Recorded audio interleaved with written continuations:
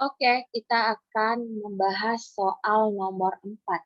Seorang siswa yang lupa mengerjakan pekerjaan rumah atau PR karena lupa mendapat teguran dari gurunya di sekolah dan berjanji tidak akan mengulanginya lagi. Penyimpangan sosial yang dilakukan siswa tersebut tergolong ke dalam penyimpangan primer karena apa? Kita harus pahami dulu teman-teman bentuk dari penyimpangan sosial. Bentuk-bentuk dari penyimpangan sosial ada berapa? Ada dua. Pertama, ada penyimpangan primer dan ada penyimpangan sekunder. Kalau dia penyimpangan primer ini masih bisa ditoleransi. Bisa ditoleransi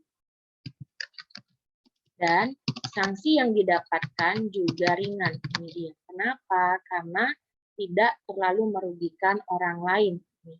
Ya, dan tidak merugikan orang lain.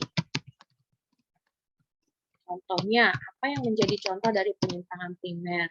Kan? Terlambat datang ke sekolah. Ini masih ke dalam penyimpangan primer.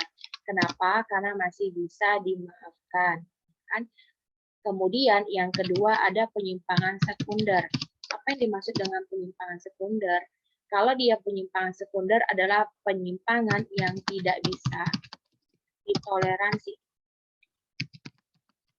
Tidak bisa ditoleransi dan sudah pasti merugikan orang lain.